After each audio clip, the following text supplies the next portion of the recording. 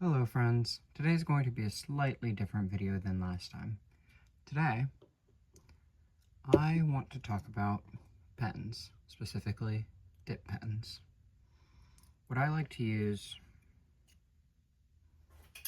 is a Comic G-nib. Focus.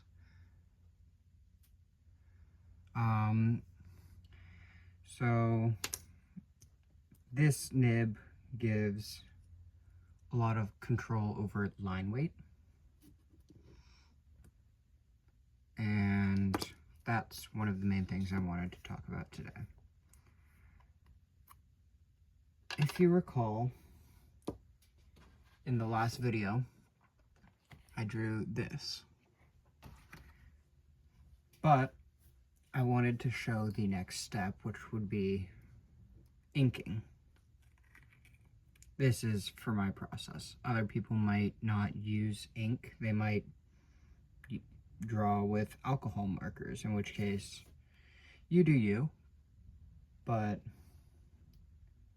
I prefer to draw with ink. So, to get started, first thing you gotta do with a dip pen is, of course, dip it. Then I mentioned line weight. You can have really thick lines like that. You can have real thin, feathery lines. You can change the thickness while doing a line. And this gives you a lot of control over depth of an image. So if I were to draw just real thin, a circle like that, if I wanted to give it depth, let's say this side is closer to the viewer, so it would appear thicker. It would taper off as it gets further, like that. And then, of course, we can talk about lighting and how that would affect it, because shadows are also a major part of this. Let's say, again, real thin circle, and we'll say this sphere-ish is sitting on a table. Light is coming from this direction. That means down here would be darker. We'd have really dark, black shadows. That's called an occlusion shadow. If you press your fingers together, you'll see that there's that real dark spot in between them. That's an occlusion shadow. So, you can darken that area to create the effect of the occlusion shadow. And then, of course, when you shade it, this area would be darker than up here. So you'll have more lines, thicker lines. Up here you'll have thinner lines and less of them. And as you get lower, add more lines, make them thicker. And that would be just a basic sphere.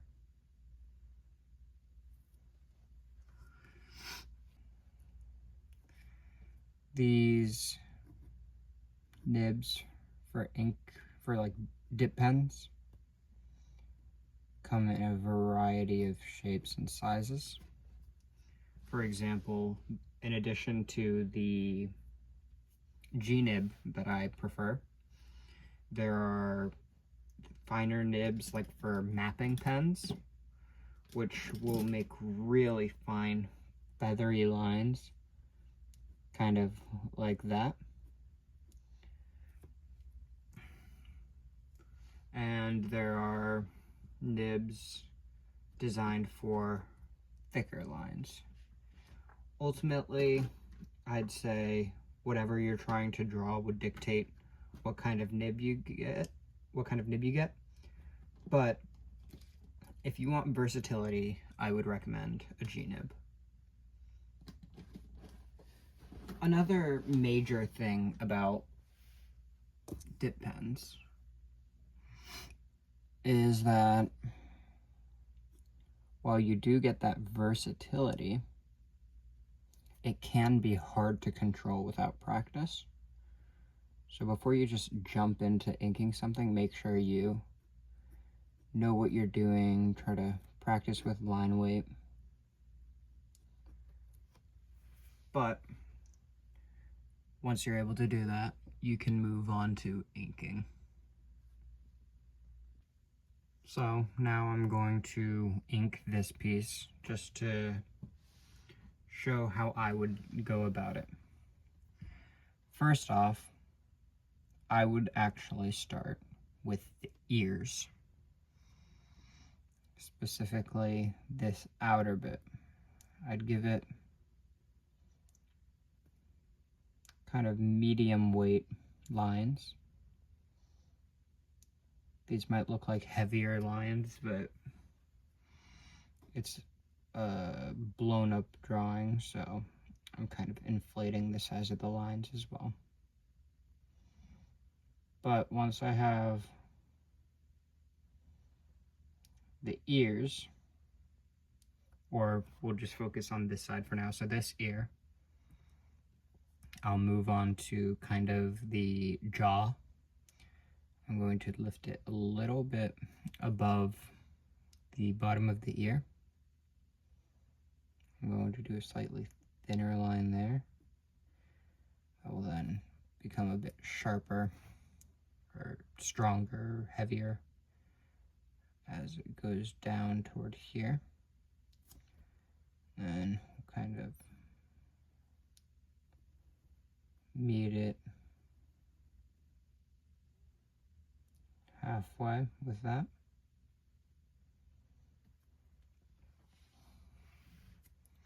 And then, just like we did the little overhang here, something like that there.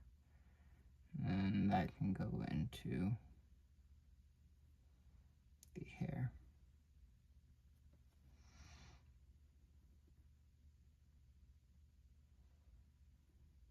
Normally I wouldn't do details this early on, but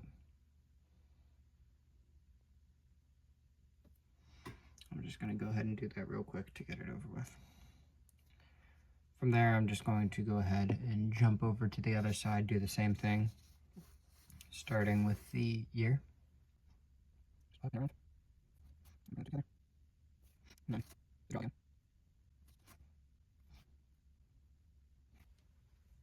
I myself haven't exactly gotten the hang of line weight yet, so don't take my word as law, but now that I have kind of the shape of the head, I'm going to move on to the outer part of the hair.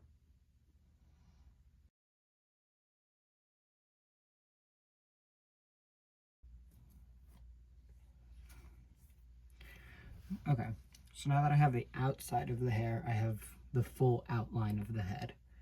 From there, I can move on to the inner parts. So I'm going to do these bits of the hair here. So on here, I'm going to do a heavier line following where the hair is lifted, just to contrast the shadows that I'm going to put in there. And then a bit of a lighter line following this down.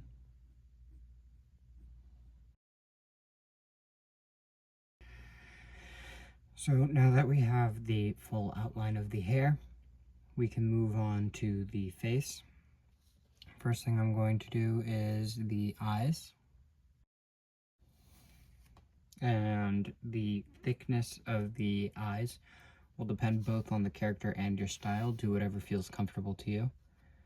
But this character, I'm going to do thinner eyes.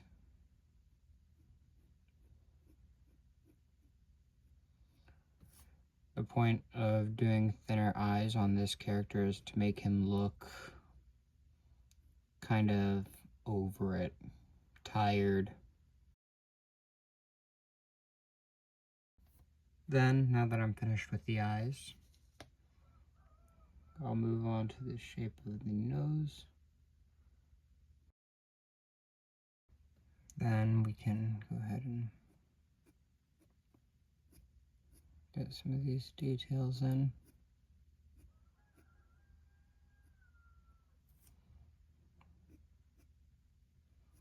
And do remember, during this stage, it's not going to be perfect necessarily.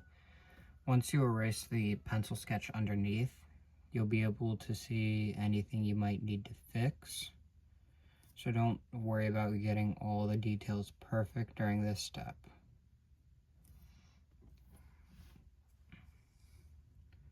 So,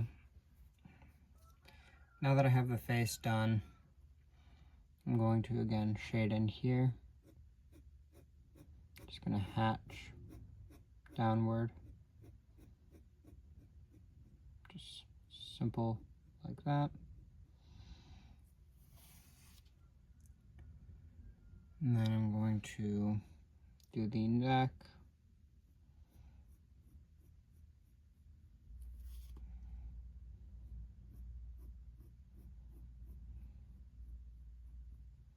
And then again, same as last time.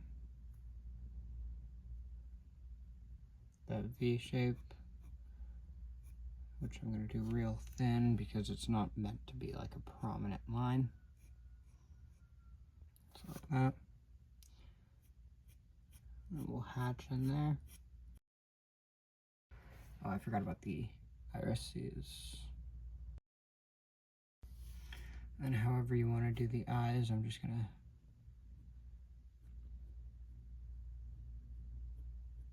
hatch downward around like that. So then, of course, you gotta wait for the ink to dry. Okay, so at this point my ink has dried.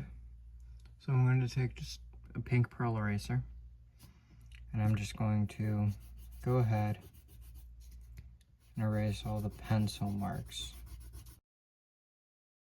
Now, of course, the hair is kind of lacking. So I'm going to go back in with my pen. I'm just going to, again, kind of mark the separation with feathery lines.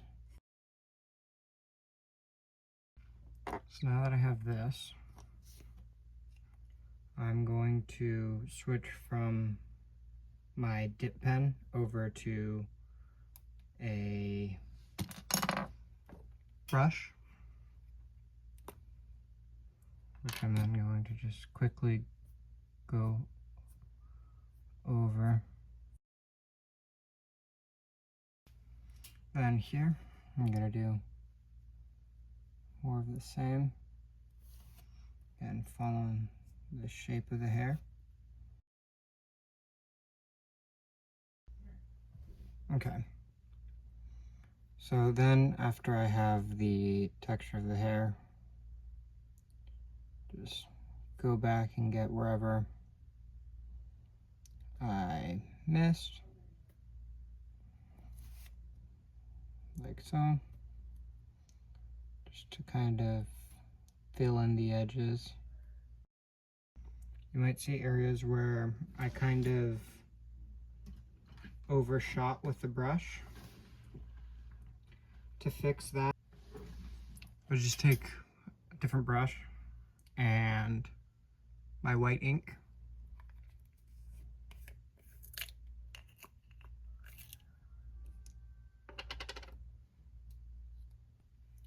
just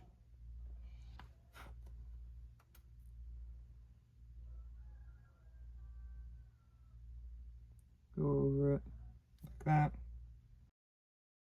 And that would be the finished product. Thank you all for watching, and I will see you in the next one.